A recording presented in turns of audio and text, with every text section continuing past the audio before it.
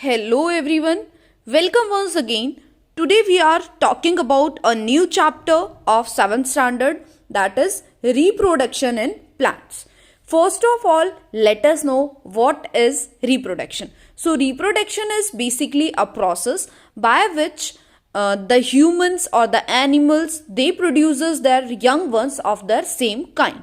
So all organisms multiply or reproduce offsprings of their own kind. For example, we can take example of cow. Cow produces calf, they are of its same kind. If we talk about a lion, lion produces cub, they are of its own kind.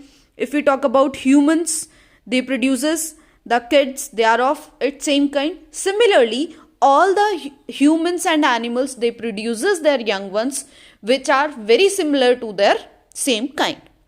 So that is what reproduction is. Now, reproduction occurs in two ways.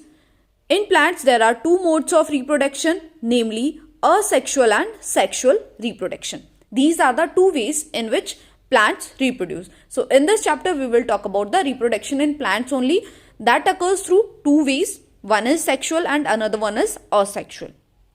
Now, there are several methods of asexual reproduction. First of all, we will discuss about asexual reproduction, and the asexual reproduction are also of different types such as fragmentation, budding, spore formation and vegetative propagation.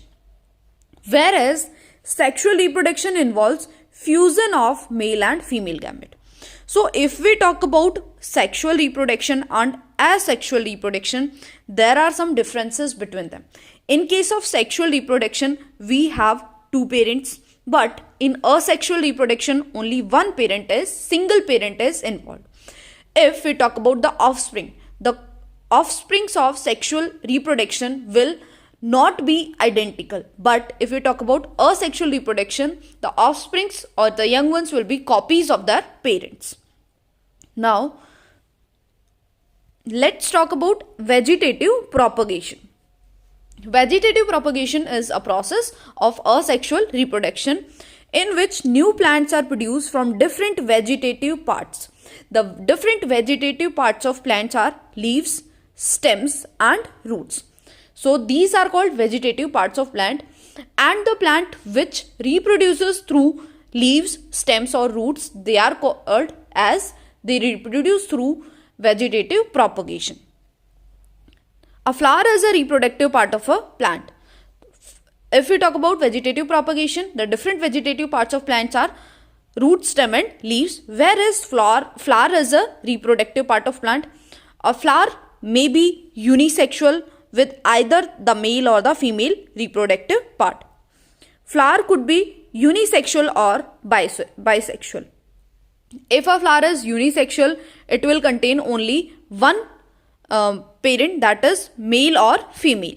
And if the flower is bisexual, it will contain both male and female reproductive part. The male gametes are found inside the pollen grains. Pollen grains are the where male gametes are female, and female gametes are found in the ovule. In case of male gametes, they are found in pollen grains, and female gametes are found in ovule. So plant reproduces sexually through the process of pollination. So pollination is process of transfer of pollen grains from the anther of one flower to the stigma of another flower. So this is process of pollination. The pollen grains are transferred from anther to stigma, from one flower to another flower. This process is called pollination. Now pollination is of two types, self-pollination and cross-pollination. So now let's talk about two types of pollination. So if we talk about self-pollination and cross-pollination, self-pollination will occur in pollen grains are transferred from anther to the stigma of the same flower.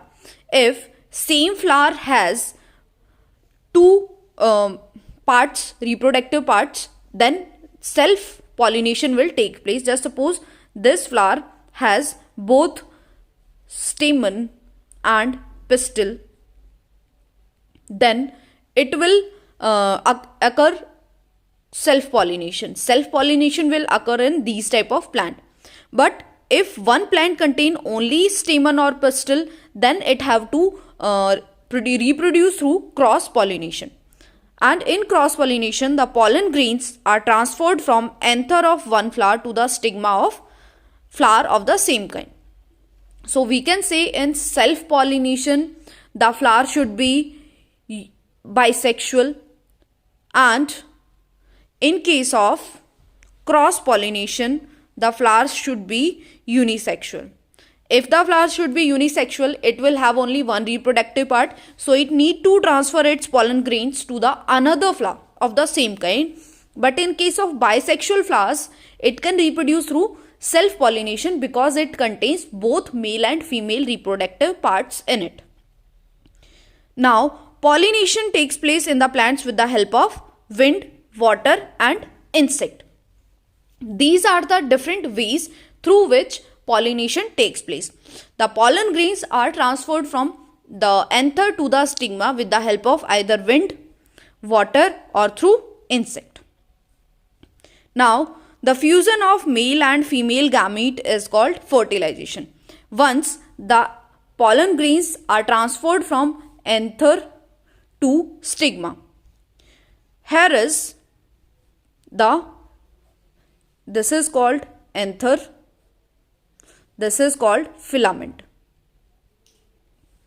and from there they are transferred to the female reproductive part. Female reproductive part contains stigma. This one is called stigma. This tube-like structure is called style. And here different ovules are present. It is called ovary. So once the pollen grains are transferred from anther to stigma, it will come across the style and finally it will reach to the ovary for the fusion.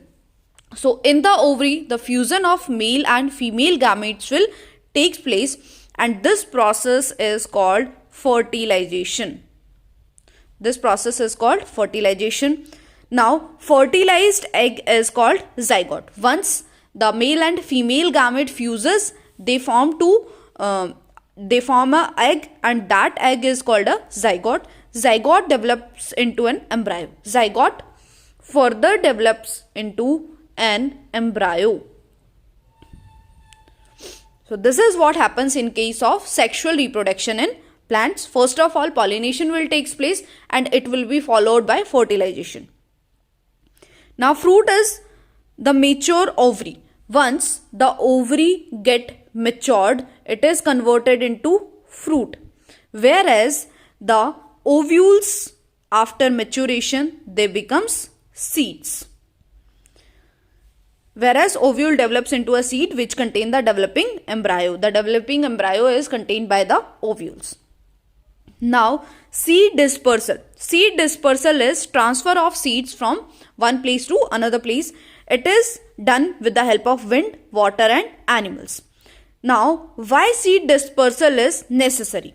Because if seeds will not be dispersed, there will be some problems like to prevent overcrowding. If seeds will not disperse, then what will happen? Overcrowding will take place, and if same type of plant will grow at same place, there will be the deficiency of nutrients, sunlight, water among them.